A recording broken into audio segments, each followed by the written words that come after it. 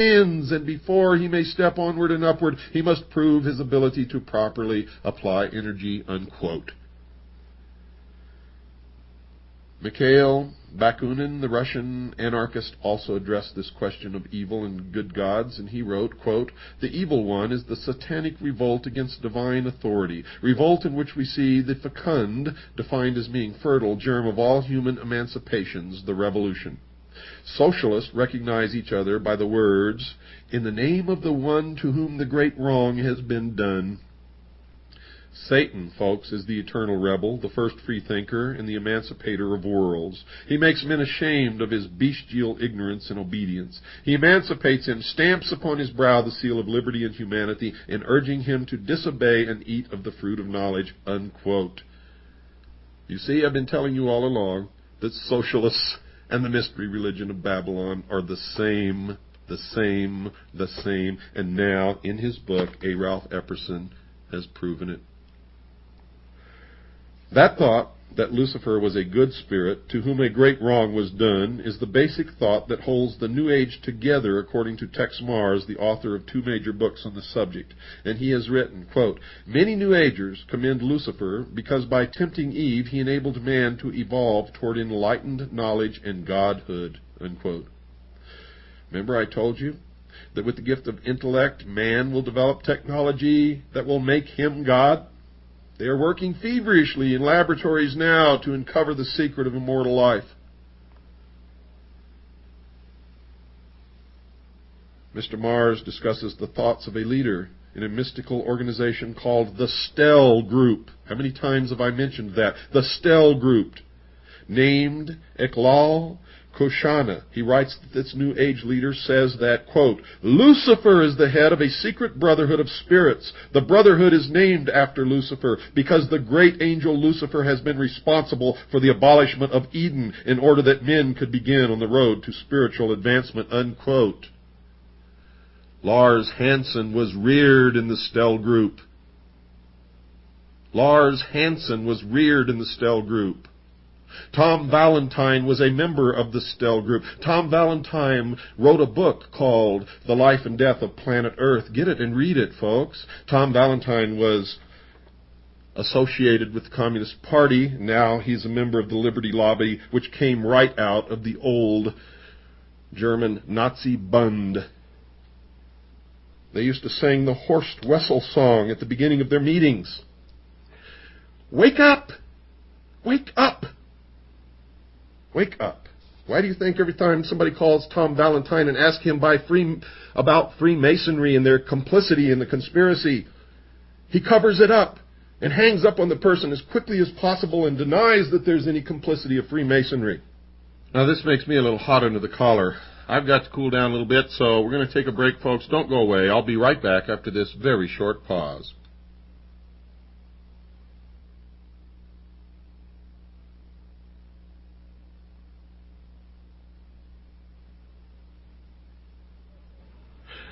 Well, folks, I needed that little break. I'll tell you right now, Tom Valentine has been attacking me for years because he knows that I know who he is and what he's about, that I know the origins of the Liberty Lobby, that I know their message is that our government is no good, it doesn't work, that it's turned against us, and it's all lies.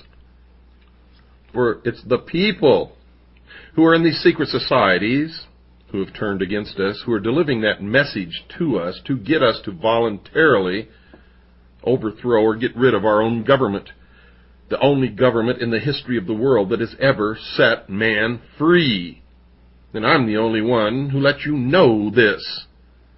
It's not our government, it's not the Constitution, it's not the Bill of Rights, it's not the structure. It's the secret societies. It's the Tom Valentines. It's the Bogreitzes. It's all of these people who belong to Freemasonry, and the Ancient Order of the Rose and Cross, and the Knights Templar, and the Sovereign and Military Order of the Knights of Malta, and the Order of St. John of Jerusalem, and many more. Many more. Socialist, international socialism, under many, many different names. You see, folks, you see, the senator was right. Senator McCarthy was absolutely right. He was correct. He just didn't know the proper name. He thought he was ferreting out communism. He wasn't. You see, if he understood what I understand, then he would have survived the attacks of the very people that he was trying to ferret out, who owned the media that turned against him and destroyed him. Hollywood, who turned against him and destroyed him through manipulating the opinion of the public. See, communism, folks, is just a word. It's another boogaboo enemy. The real enemy, folks, is Mystery Babylon.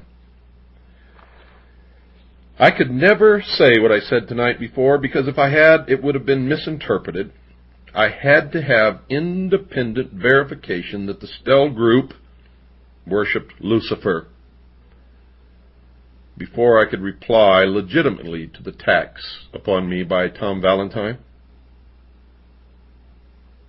Because if I had told you what I know without independent verification, all of you would have turned against me as being a poor sport or some other bullshit. It's a real load off my chest to be able to deliver that message to you. I can tell you that right now. Real load off my chest. Let me continue. Remember, this is chapter 9 of A. Ralph Epperson's book, The New World Order. So there is a basic disagreement about the nature of Lucifer, also known as Satan or the devil. The Bible depicts him as a force for evil, and Mr. Pike and others pictures him as a force for good. But the connection between Lucifer and the ancient mysteries needs to be further amplified. The mysteries had a purpose, to create a Superman. Where have you heard that before? Hitler said it, and they're working in secret laboratories right now toward the same goal. The mysteries had a purpose, to create a Superman, one capable of understanding the true nature of the universe and to worship the true God. W.L. Wilmshurst, a Mason, wrote these thoughts in his book entitled The Meaning of Masonry.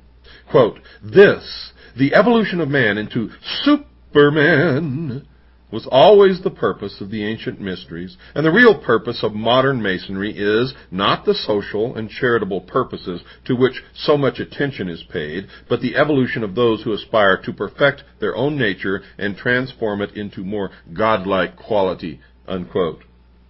And need I say as an aside here, what a Freemason said to a friend of mine who was his son? He said, "Son, if you are not one of us, you are nothing." And of course the son was not one of them, and to his great credit has never become one of them. W.L. Wilmshurst amplified this thought a little later in his book. Quote, "Man who has sprung from the earth, meaning that he was not created by a creator, God, and developed through the lower kingdoms of nature to his present rational state, has yet to complete his evolution by becoming a God-like being and unifying his consciousness with the omniscient, to promote which is and always has been the sole aim and purpose of initiation," unquote. And he goes on, quote, "No higher level of attainment is possible than that in which the human merges in the divine consciousness and knows as God knows," unquote. What have I been telling you all this time, folks? So just as Satan tempted mankind with the ability to know good and evil themselves, just like God, without his assistance, now the Masons are teaching that they too could become a God through an initiation into the ancient mysteries. John Anthony West, in his book Serpent in the Sky, wrote this in support of Mr. Wilmshurst's statement. Quote, "Egypt started with the concept of divine attributes within man. The gods are not brought down to earth, rather man is raised to the gods," unquote. Others, besides the above-mentioned Masons like Louis Feuerbach, have joined the discussion with similar thoughts. He was a 19th century philosopher and a hero of the communists like Karl Marx. In fact, Frederick Engels, the co-worker with Karl Marx during the time Marx wrote the Communist Manifesto as a hired writer hack, wrote this about his friend.